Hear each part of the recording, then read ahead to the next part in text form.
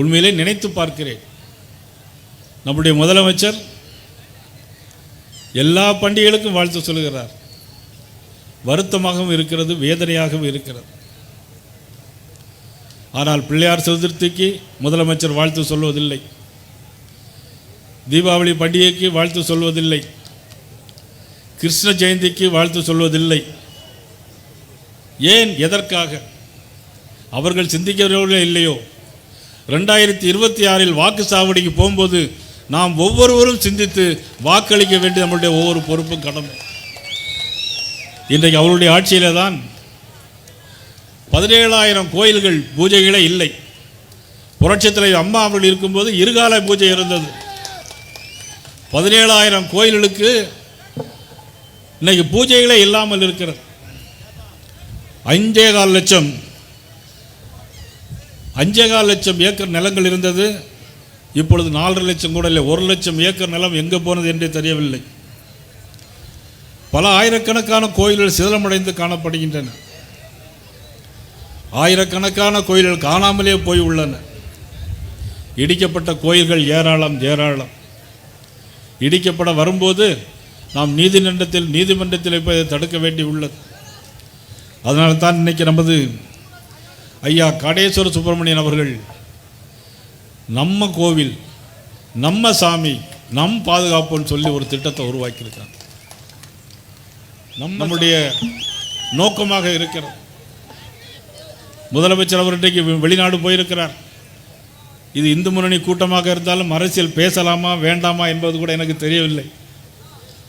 இருந்தாலும் கூட இன்றைக்கு முதலமைச்சர் போயிருக்கிறார். இதற்கு முன்னாலே அமெரிக்காவுக்கு போய் 7,000 கோடி ரூபாய் முதலீடு கொண்டு வந்தோம் என்று சொன்னார். பிறகு துபாய்க்கு போய் 6,000 கோடி ரூபாய் முதலீடு கொண்டு வந்தோம் என்று சொன்னார்கள். ஆனால் இதுவரையிலும் எந்தெந்த கம்பெனி எவ்வளவு ரூபாய்க்கு வந்த வெள்ளை அறிக்கை இதுவரையிலும் அவர் தாக்கல் செய்யப்படவில்லை. ஆனால் வெளிநாடுக்கு போய்கொண்டே இருக்கிறார். அது மட்டுமல்ல, ஒரு 2-3 தினங்களுக்கு முன்னால் நம்ம ஐயா காடேஸ்வர சுப்பிரமணியன் அவர்கள் சொன்னதை போல கேரள ஐயப்ப பக்தர்கள் சங்க மாநாட்டிற்கு கேரள மாநிலத்தின் முதலமைச்சர் பினராயி விஜயன் நமது முதலமைச்சரை அழைக்கிறார். இவரும் போவதாக இருந்தது.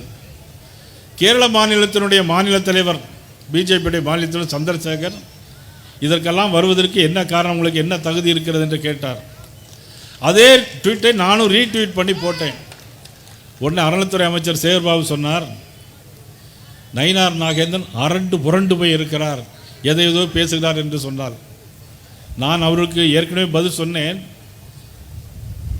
நாம் இருவருமே புரட்சித் தலைவி அம்மாவுடைய பள்ளியிலே பயின்றவர்கள். நான் மாண்புமிகு அமைச்சராக இருக்கும்போது நீங்கள் சட்டமன்ற உறுப்பினராக இருந்தீர்கள்.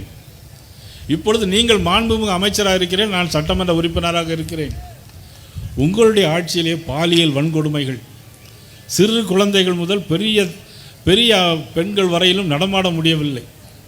பள்ளிக்கூடங்களிலும் எல்லா இடங்களிலும் நீங்கள் பார்த்தீர்கள் என்று சொன்னால் போதைப் பொருட்கள் நடமாட்டம். பிறகு கொள்ளை கொலைகள், கள்ள சாராயங்கள்.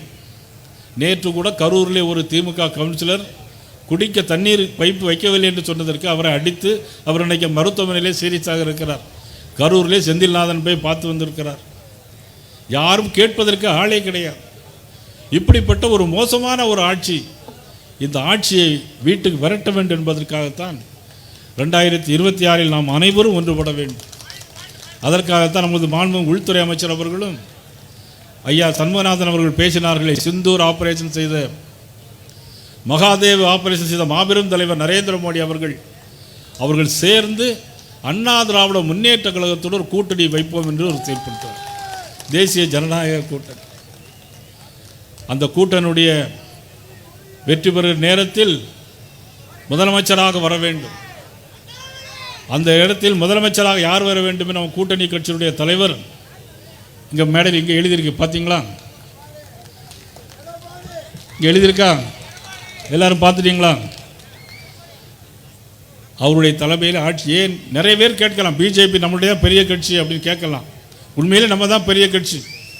330 நாடாளுமன்ற உறுப்பினர்கள், 1300 சட்டமன்ற உறுப்பினர்கள், இருந்தாலும் கூட தமிழ்நாட்டில் உறுதியாக அவர்களை அப்புறப்படுத்த வேண்டும் என்பதற்காகத்தான் இந்த கூட்டை நாம் ஏற்பாடு செய்திருக்கிறோம். அவை அதெல்லாம் சிந்தித்து பார்க்க வேண்டும் என்று நான் நேரத்தில் நான் உங்களை எல்லாம் கேட்டுக்கொள்கிறேன். பிளே ஸ்டோர் மற்றும் ஆப் ஸ்டோரில் இருந்து பாலிமர் செயலியை QR கோடு மூலம் பதிவிறக்கம் செய்யுங்கள். செய்திகளை உடனுக்குடன் பெறுங்கள்.